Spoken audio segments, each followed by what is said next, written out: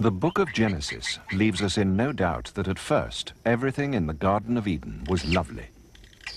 And the earth brought forth grass and herb, yielding seed after his kind, and the tree yielding fruit whose seed was in itself after his kind, and God saw that it was good. And the Lord God took the man and put him into the Garden of Eden to dress it and keep it. But such sweetness and light was before the serpent tempted Eve to eat of the forbidden fruit.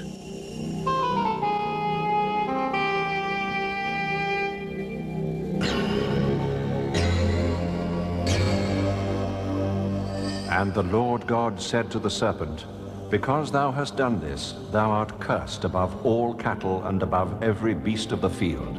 Upon thy belly thou shalt go, and dust thou shalt eat all the days of thy life. And I will put enmity between thee and the woman, and between thy seed and her seed. It shall bruise thy head, and thou shalt bruise his heel." Now the serpent was more subtle than any beast of the field.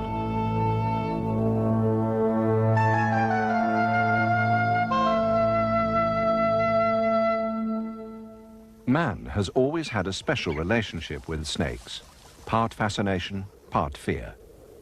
It started in the Garden of Eden. Some theologians say that the cursing of the serpent symbolizes the ultimate victory of God over Satan. Others, that it represents sexual passion as a sin. The horror element is perpetuated in the Greek legend of Medusa. One look from her eyes turned the beholder to stone. The victim had good reason to be petrified. Her hair consisted of writhing snakes.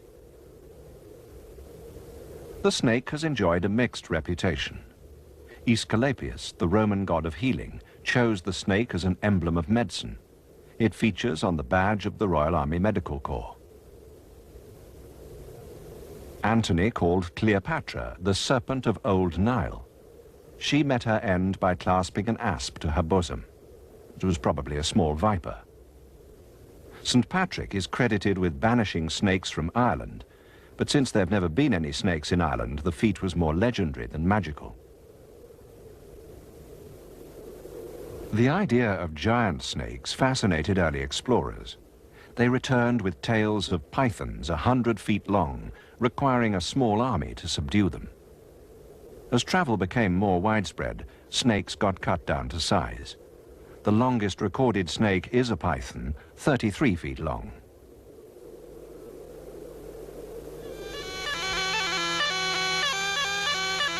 Perhaps the most persistent legend about snakes is the power of music to charm them.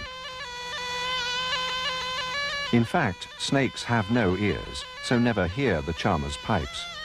It's the movement of the instrument that fascinates them. Many snake charmers partly sew up the lips of their serpents, so the risk of being bitten is very slight.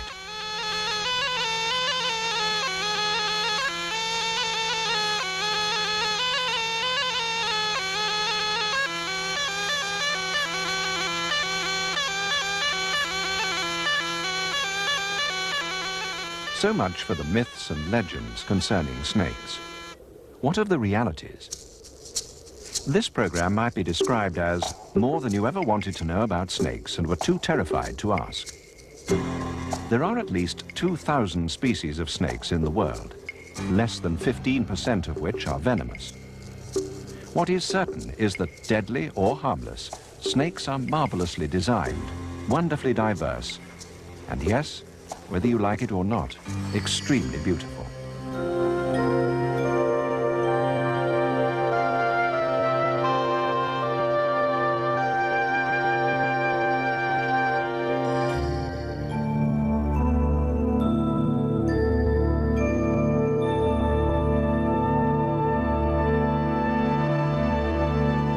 Snakes evolved from lizards about 130 million years ago.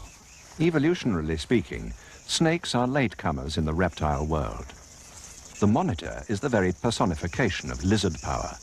It has all the things snakes lack: eyelids that can blink, external ears that hear very well, and of course, powerful legs.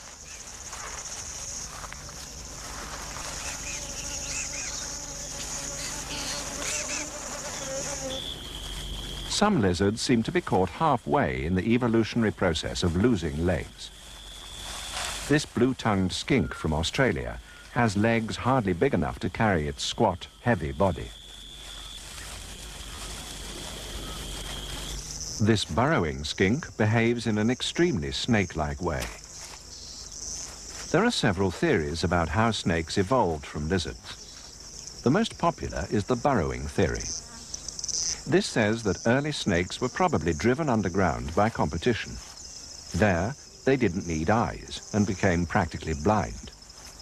They only emerged and developed the snake's unique eye when reptile competition slackened and small mammals were becoming available as prey. The burrowing skink gives a good demonstration of a stage in this evolutionary story.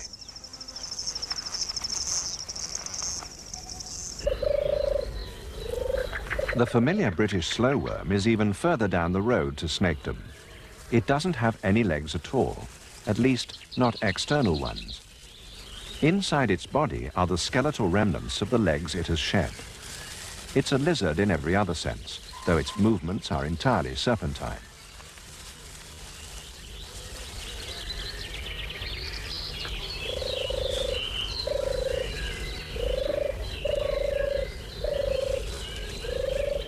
The amphispinian, or worm lizard from Europe, doesn't have either external or internal legs.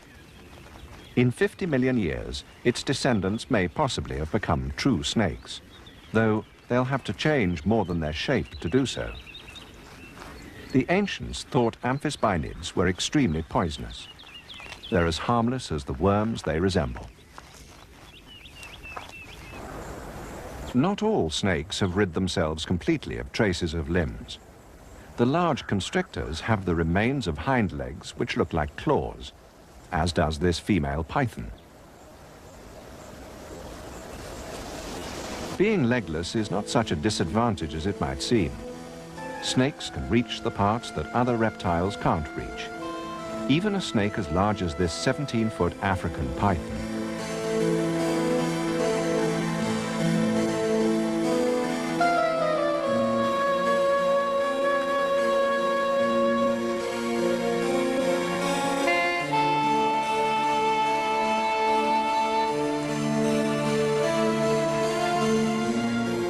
Snakes possess up to 400 ribs.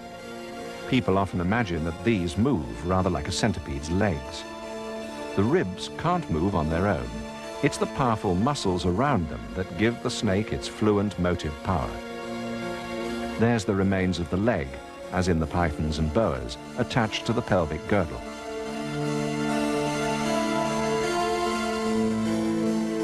The bulge passing overhead is where a broken rib has mended. With so many ribs, a snake can afford to crack one or two. But without this magnificent rigid skeleton, the snake wouldn't be able to move with such graceful ease.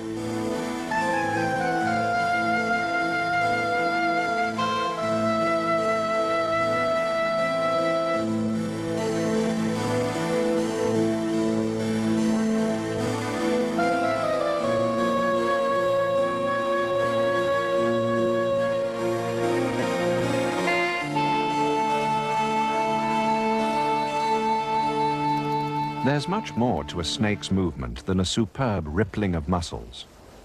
The belly scales are enlarged and can overlap so that they give grip rather like a tank's tracks. The combination of muscles and ribs enable even an immense snake to climb trees or descend almost vertically.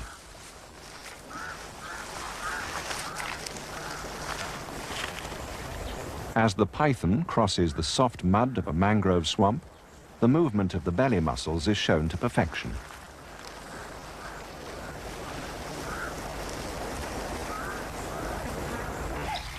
For a demonstration of the gripping action of the belly scales, watch the puff adder moving across the leaf litter of an African woodland. The belly scales are smooth and flexible, the trailing edges protruding to grip the ground.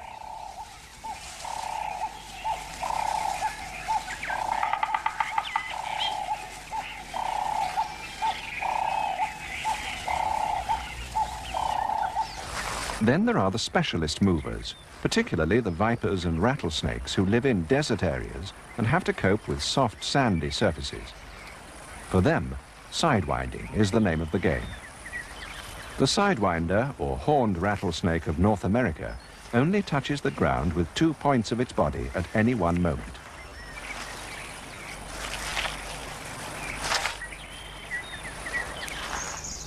There's some disagreement among experts about which is the fastest snake. Many say the black mamba. Others favor an African species, the hissing sand snake, distinguished for the fact that it neither hisses nor lives in sandy places. It can certainly cover the ground and gives this professional snake catcher a good run before it's finally caught. 4 miles per hour is probably the speed record for snakes. If you've been chased by one, it undoubtedly seems much faster.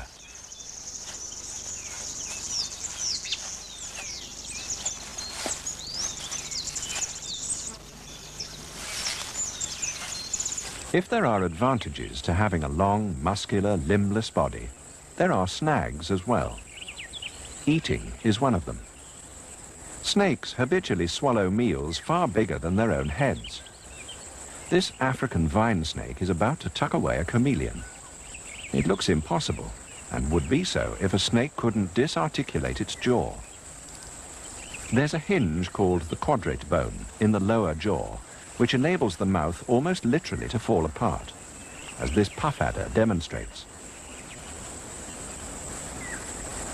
Like all snakes, the vine snake has no chewing teeth, just holding teeth to grip the food, while the body muscles pull the chameleon towards its stomach.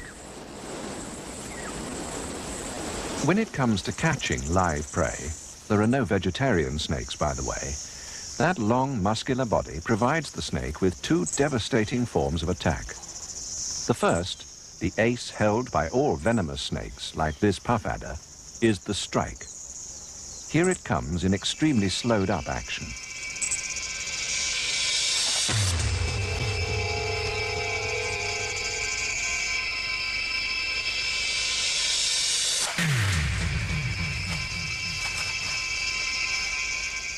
It is said that no one ever outdrew a snake, which is perhaps why Western gunfighters were often described as mean as rattlesnakes. At normal speed, this puff adder's strike occupies 1 frame of film. It lasts 1/25th of a second.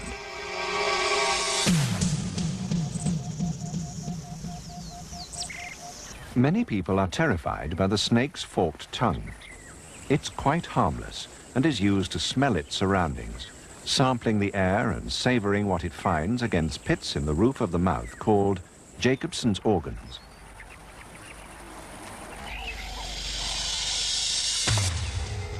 Fangs are what do the damage by injecting venom into the victim.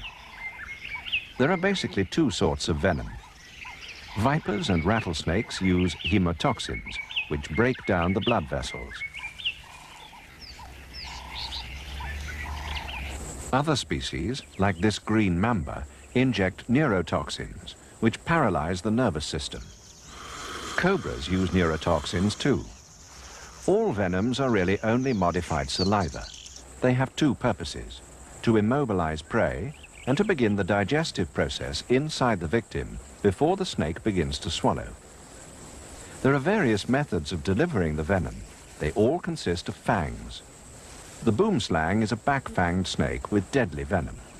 A human's chance of getting bitten is smaller with a snake whose fangs are at the rear of its mouth. This back-fanged snake appears to have 4 fangs. It's quite common to find a second pair growing to replace the front ones when they break or wear out. The pits at the top are where the venom enters. On small prey, the strike of a back-fanged snake is deadly.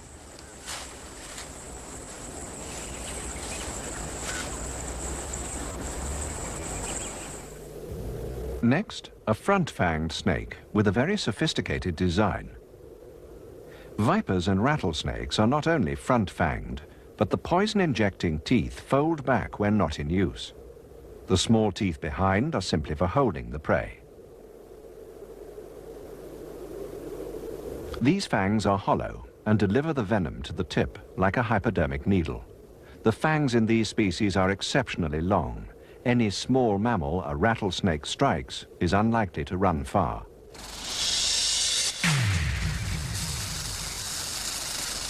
The gaboon viper holds the record for length of fangs. They can measure 1 3/4 inches. The spitting cobras deliver their nerve poisons through the most specialized teeth of all. All cobras are front-fanged, and the fangs are fixed. But the spitting cobra has an interesting modification. The poison duct is totally enclosed, and there's a forward-facing hole at the front of each tooth. When the snake compresses its venom sacs, the fangs act like water pistols, squirting venom for up to 12 feet, usually at the eyes of the enemy. It's a defensive weapon. It's estimated that worldwide, up to 40,000 people a year die of snakebite. Figures increase in the tropics as more land is farmed and workers are exposed to sleeping or slow-moving snakes like the puff adder.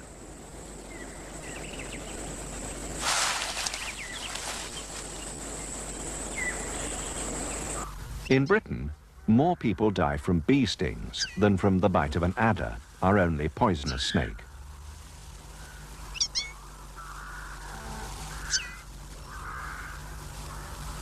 The second weapon that supple, coiled spring body gives to snakes belongs mainly to the Boidae, a family which includes pythons and boas. In other words, the non-poisonous constrictors. An African beaked snake is about to constrict a mouse.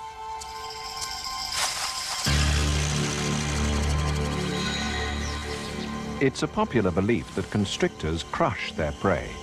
They don't. They suffocate it by making it impossible to breathe. Here's another attack.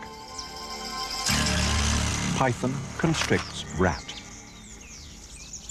There's the disarticulating jaw in action. Snakes swallow their prey head first. It's easier that way. The python searches for the head in order to turn the rat before swallowing it.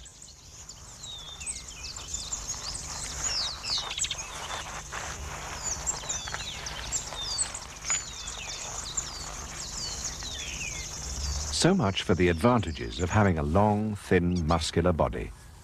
Now for the snags. The main one is that it makes you extremely vulnerable to enemies, unless, of course, you can become invisible. The adder does that by perfectly matching its surroundings, especially dead bracken.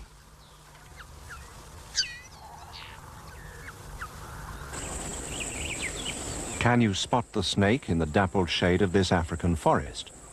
Just as well if you can. The puff adder's venom is one of the most potent hemotoxins. If you're lucky, it'll move off at the vibration of your footsteps. Most snakes do. Its camouflage hides it not only from enemies, but from the prey for which it's lying in wait.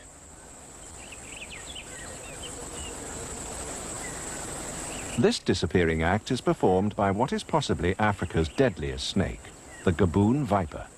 Now you know what it is and possibly where it is. Watch that dead grey leaf in the center of the picture.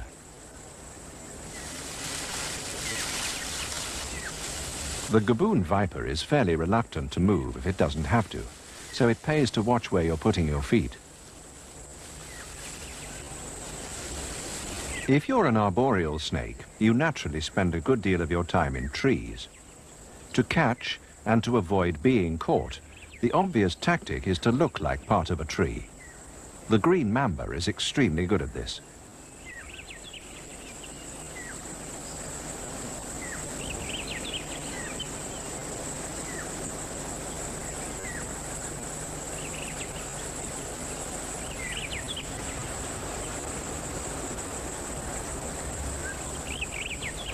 A few snakes can feign death to fool enemies. It's very unusual to find a grass snake doing so. Their normal defense is to emit a foul-smelling fluid from glands near the tail. The grass snake only comes alive when it thinks danger is past. Then there are the species that warn off intruders by making a menacing noise. students of Western films don't need to be told what snake is making this sound.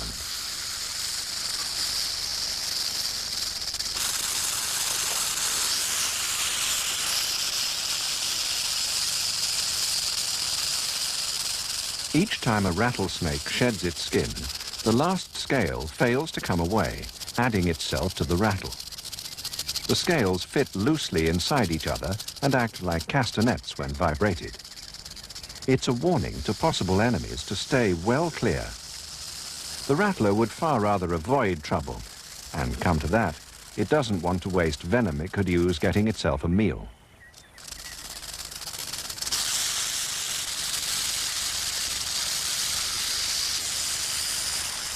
There's a harmless species that has learned that it pays to impersonate a rattler.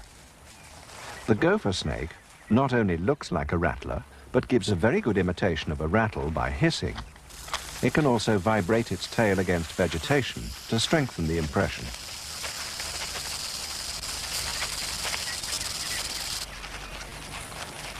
American coral snakes are deadly.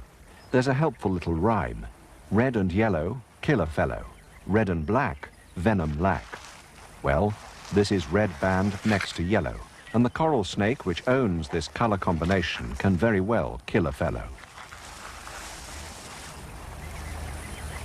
Look quickly, as if your life depends on it, and decide whether these colors say kill a fellow or venom lack. Correct. Red next to black. It's the non-poisonous scarlet king snake. There's an obvious advantage to the king snake in impersonating its more deadly neighbor. Possible enemies are likely to avoid it. Most king snakes, this is the Mexican species, have these red and black bands, though in different proportions. King snakes specialize in catching and eating other snakes, so to be mistaken for a coral snake by the victim is a useful weapon.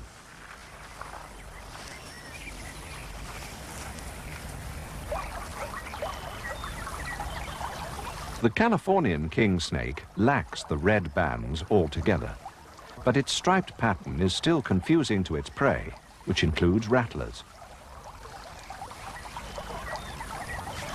King snakes often get bitten in their battles to subdue rattlesnakes in order to eat them. They seem to ignore bites and are resistant to venom that could kill a man at least 3,000 times their body weight.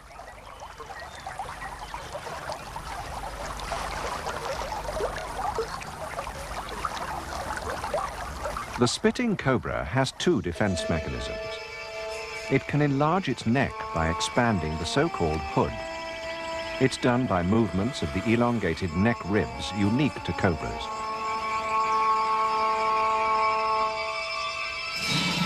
It can also spit venom, invariably at the eyes of an enemy. It's the same venom it injects with its bite. The venom can blind, at least temporarily, and if not washed out of the human eye, is extremely painful.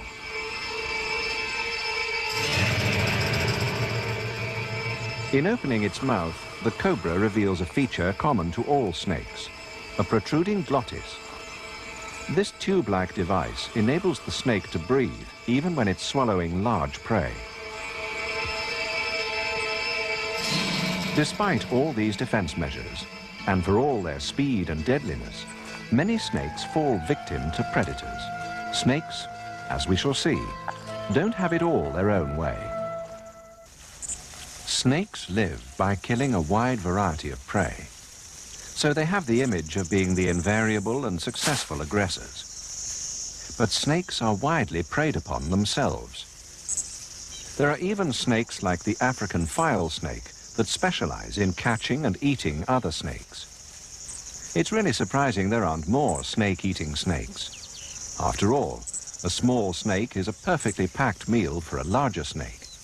It fits inside beautifully, and it has no awkward extremities like legs. The stomach muscles of the file snake pull the green bush snake down at an incredible rate.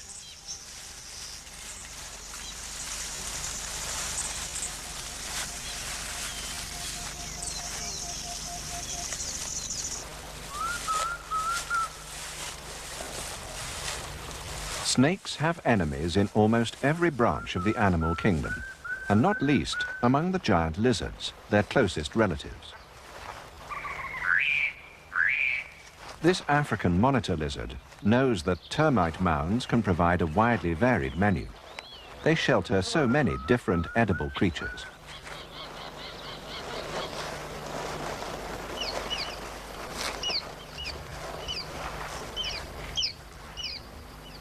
The pygmy mongooses who live inside the mounds are too small to kill all but the smallest snakes and lizards, and certainly not the snake the monitor finds there, a spitting cobra.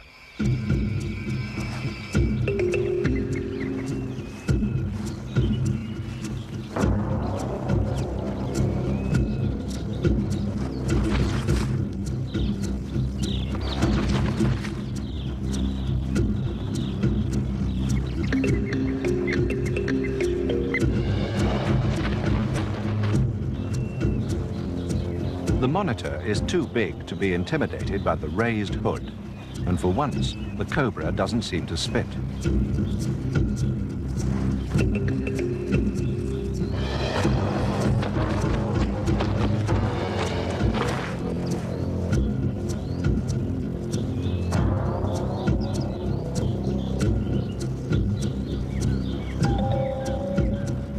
But it does bite and hangs on, pumping in a good dose of venom. Some of the poison must have penetrated the monitor's tough skin. But it's highly likely that the big lizard has a marked degree of immunity to snake venom. Many habitual snake killers have this, but it's very unlikely that any snake eater possesses the total immunity some people claim.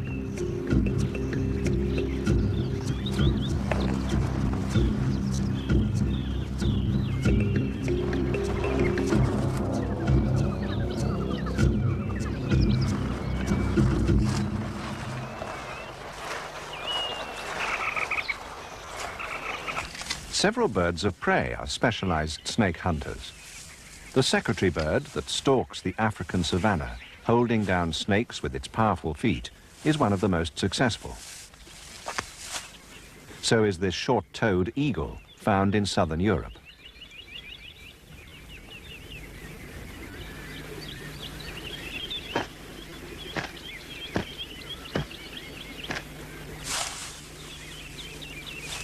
The eagle, it's a young one, swoops on a ladder snake.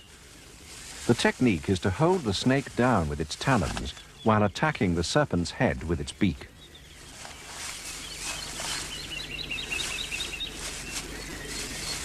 It's too inexperienced to know how to dispatch the snake quickly.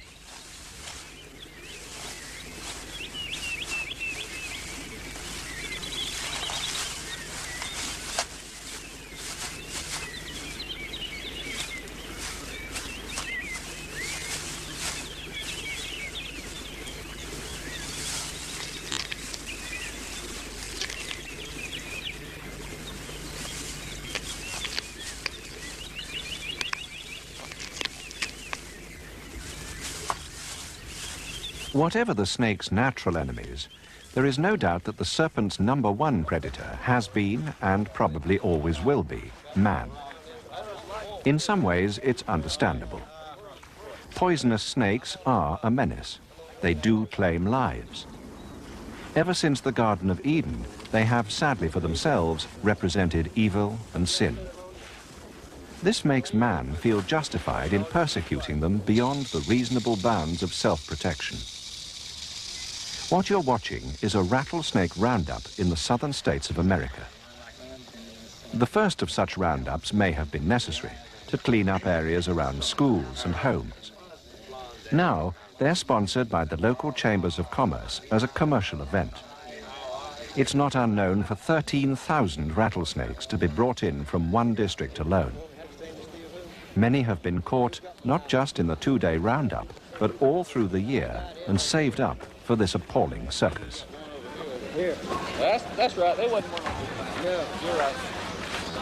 Whether you personally like snakes or not, whether you fear them or hate them, is really immaterial when you see what happens to them here. They're beheaded to provide meat, skins, and a sort of macabre entertainment. Even the extraction of venom serves no useful purpose. It's not done under laboratory conditions. Afterwards, the snake will provide skins for souvenirs. In Genesis, God cursed the snake. But this, surely, is going too far. Understandably, it is always the violent side of the snake's life that's emphasized. Perhaps snakes spend less time killing than any other predators, if only because a meal swallowed whole usually lasts a long time. It's the day-to-day life of the snake that's so fascinating. Snakes are cold-blooded. They take on the temperature of their surroundings, so they can't afford to become too hot or too cold. These prairie rattlers are soaking up the last of the autumn sun before going into hibernation for winter. The dens they use are often traditional ones, perhaps a cave. Rattlesnakes from miles around migrate to these places before winter sets in.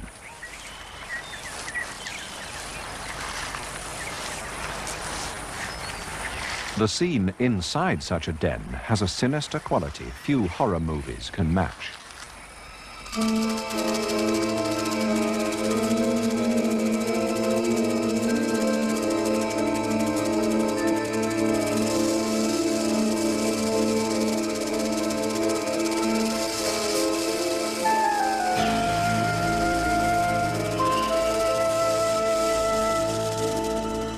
The returning warmth of spring reverses the process. This writhing mass of garter snakes has just got the message that spring is here.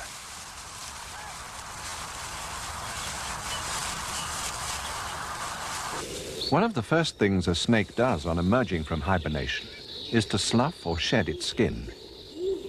A sign that this is about to happen is when the eye covering goes opaque. A snake sloughs several times a year, either to accommodate its growing body or because the old skin is wearing out. The slough starts at the head. The skin splits at the upper lip, and the transparent eye covering, which is itself a modified scale, comes away. The head emerges first, bright and shiny and new.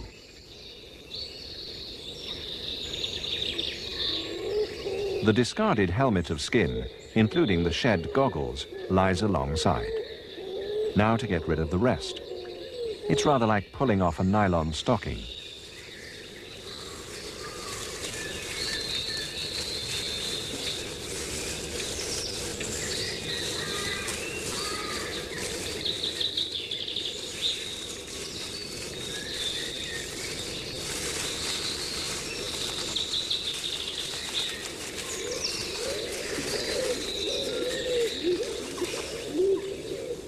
Whatever Adam and Eve may have learned from the serpent in the Garden of Eden, the betting is that snakes knew it all millions of years before man came on the scene.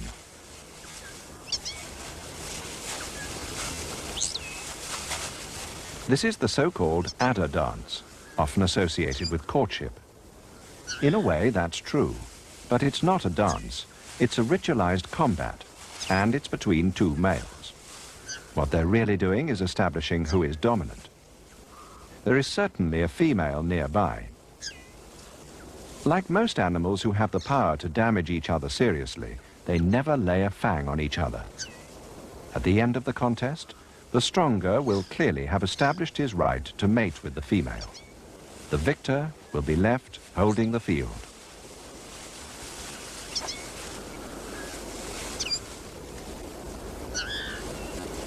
The winner moves off to claim the female.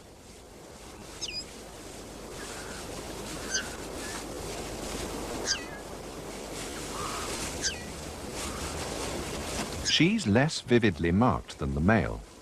She's much bigger, and with good reason. She'll carry up to 10 little adders inside her body. Adders are among the comparatively few species which give birth to live young.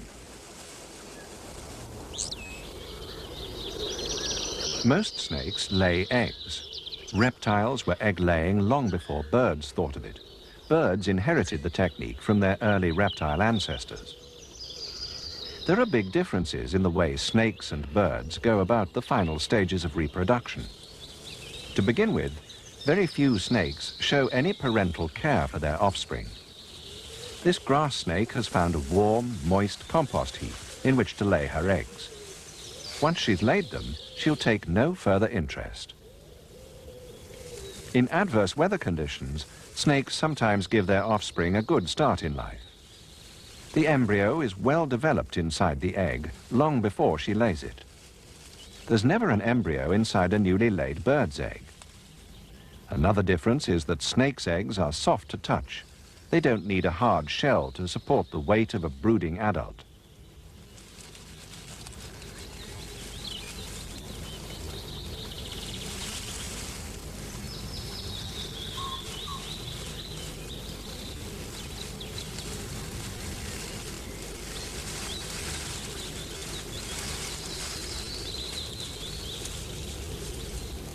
She'll lay between 20 and 40 eggs, and having laid them, she'll leave them to take their chance.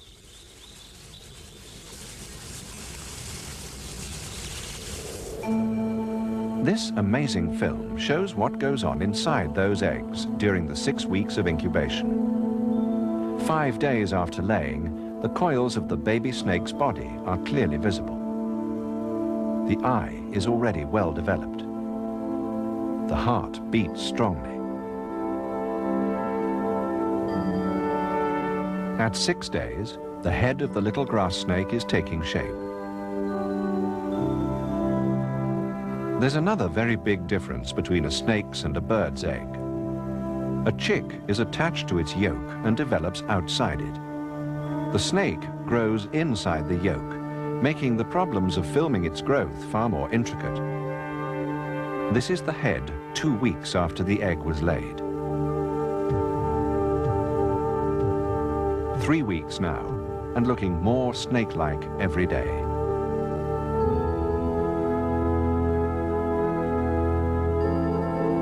At 5 weeks, the body, glimpsed through the opening in the yolk, has acquired scales. Another feature common to bird and snake embryos. In the upper jaw, there's an egg tooth with which the young can tear their way out of the shell.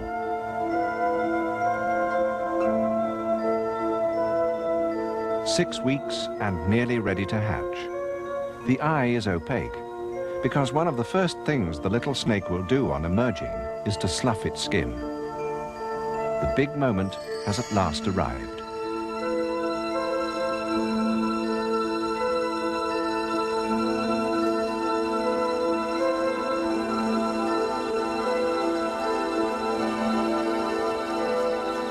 The flicking tongue gives the infant snake its first smell of the outside world.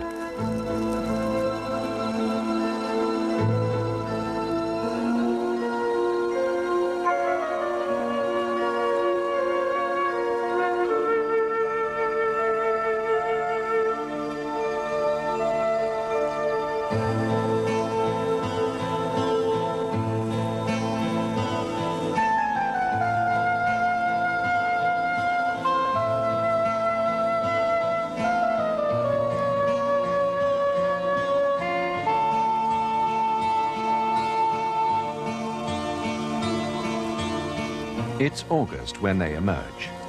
Autumn and hibernation are only 2 months away.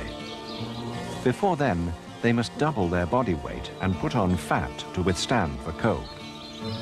Those that fail to find enough food will probably perish. The prairie rattlesnake, under this rocky overhang, has just given birth. Rattlesnakes produce live young.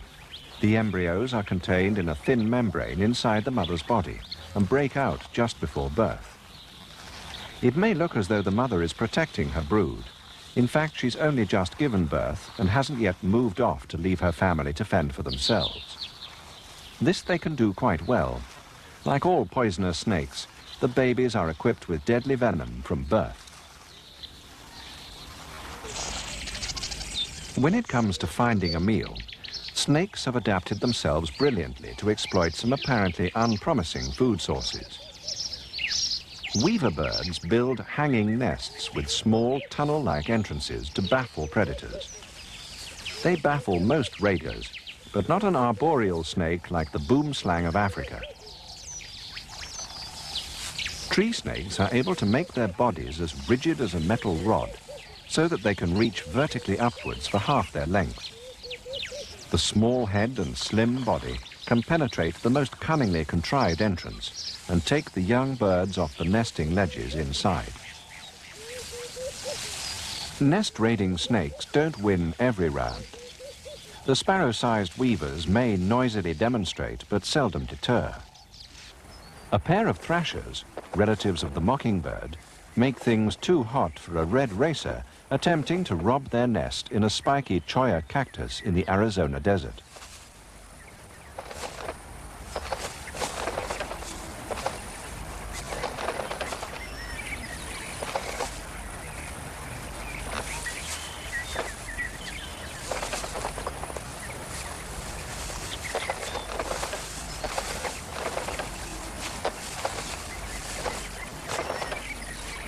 The snake eventually gave up, and the nest was saved. The most consistently successful nest robber of all is this snake, Dasypeltis. It eats nothing but eggs. Dasypeltis, usually known as the egg-eating snake, exists throughout tropical Africa, where egg-laying by some species of bird takes place all the year round.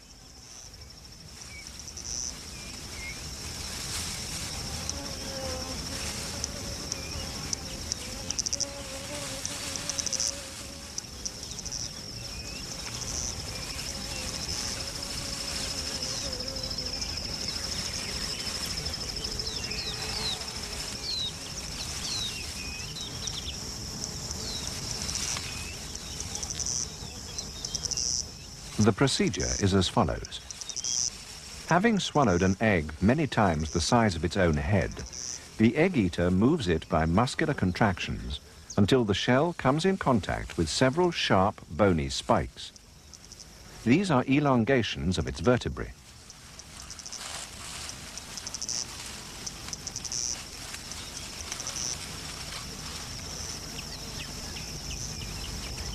It wriggles about until the spikes crack the shell.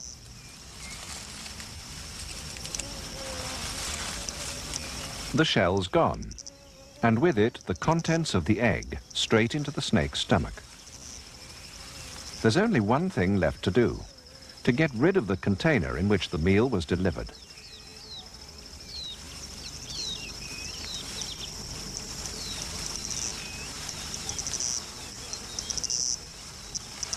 Here comes the shell, neatly compacted like an old car body that has been through a metal crusher. A valve ensures that the contents of the egg aren't regurgitated with the shell.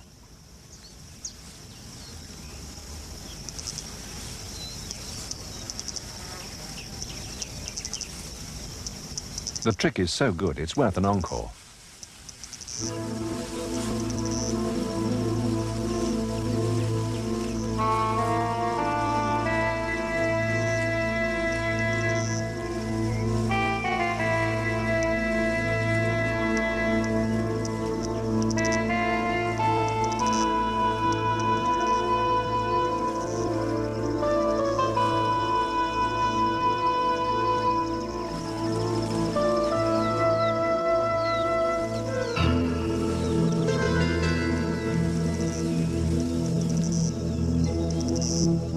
It's a perfect feeding method.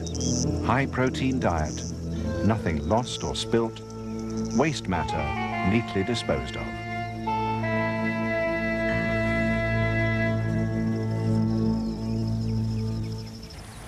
To find their prey, pit vipers and rattlesnakes have perfected a high-tech method.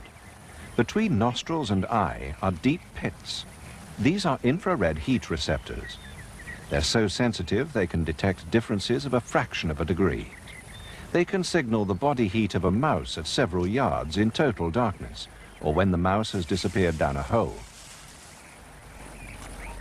We can only give an impression of the message those heat detectors receive by following the mouse with an infrared camera. Heat pits are zeroed in on the target. Forked tongue helps to confirm direction and range by sense of smell.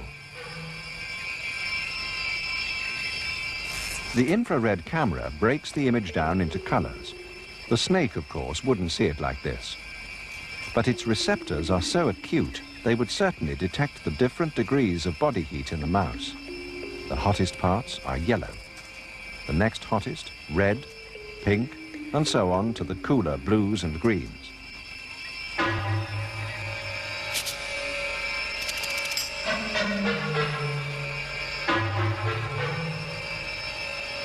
When the snake gets close to its hidden prey, the hot spots fill, as it were, the rattler's cockpit display. All it has to do is press the firing button. The mouse bounds off. The venom will ensure that it doesn't get far. Sense of smell will be sufficient now to help the snake find its meal. Already the venom will be starting to perform its second function, partly digesting the mouse even before the rattler swallows it. It isn't often realized how good practically all snakes are in water. The common grass snake is marvelously adapted to aquatic hunting.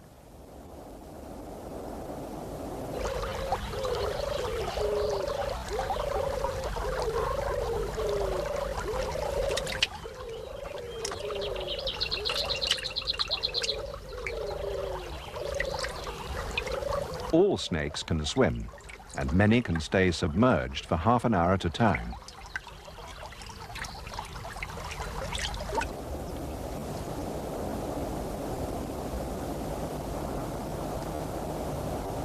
Small fish and frogs are high on a grass snake's menu.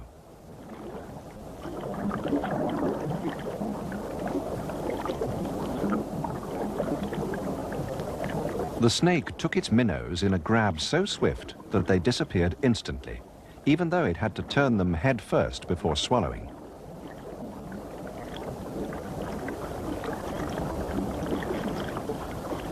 This was a very hungry snake. Having gobbled several minnows, it surfaced and caught a large frog as the main course.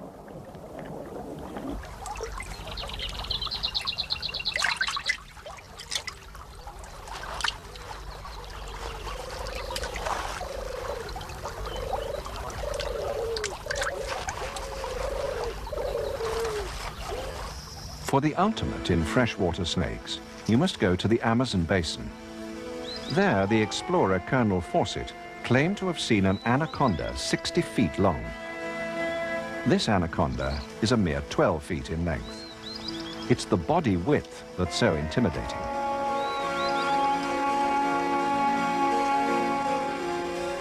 The anaconda is a giant constrictor that probably doesn't exceed 30 feet in the wild. Even a snake 12 feet long is capable of constricting and eating a 4-foot caiman.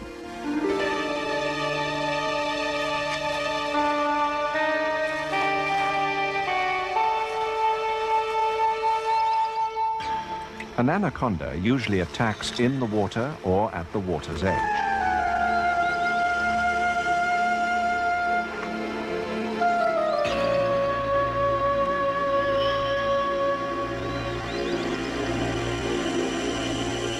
It's a huge meal, but the snake will eventually manage it. Large snakes have been known to swallow prey equal to their own body weight. After such a banquet, the anaconda might literally not have to eat for months.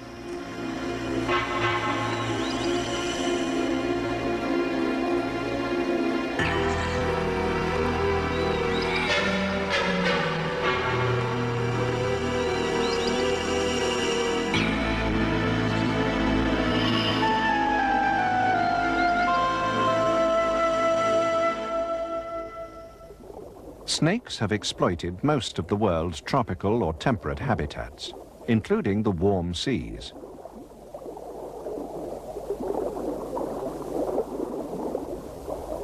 Sea snakes are one of the most extreme examples of adaptation. They're related to the cobras, and they're found in most tropical waters, but not the Atlantic. Their venom is one of the most lethal of all.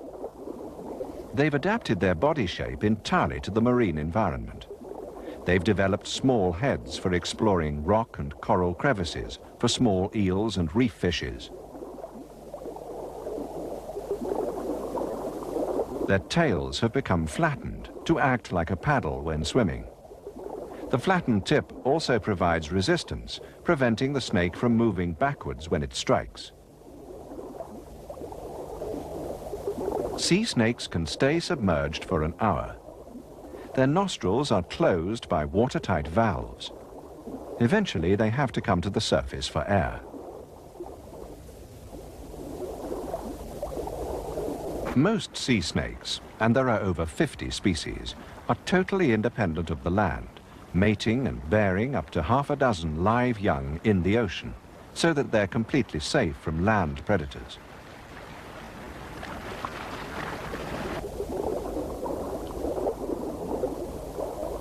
Courtship and mating rituals are very similar to those of terrestrial snakes. A male swims in consort with a female over a bed of white coral sand.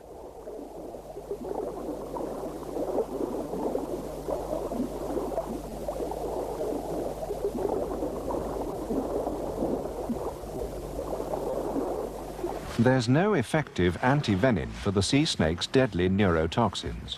Very few people get fatally bitten. Mouth and fangs are too small, and in the water, sea snakes are not aggressive.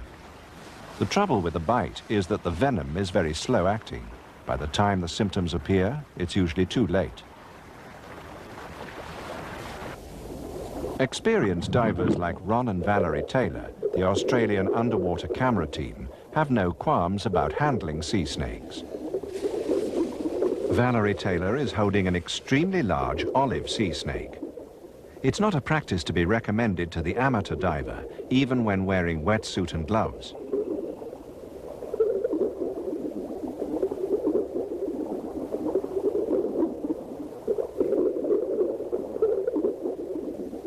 Nevertheless, it demonstrates the docile nature of this utterly lethal snake. It's never been known to attack a diver, though it sometimes approaches, apparently out of curiosity.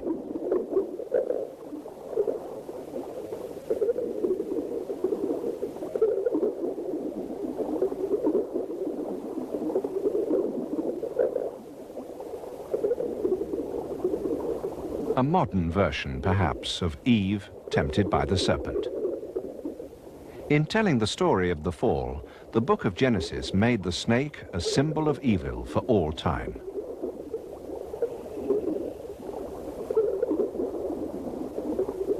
And the Lord God said to the serpent, "Because thou hast done this, thou art cursed above all cattle and above every beast of the field. Upon thy belly thou shalt go." As we've seen, the snake has made excellent use of this manner of locomotion and has adapted it marvelously to its purpose. But then, as the good book says, the serpent was more subtle than any beast of the field.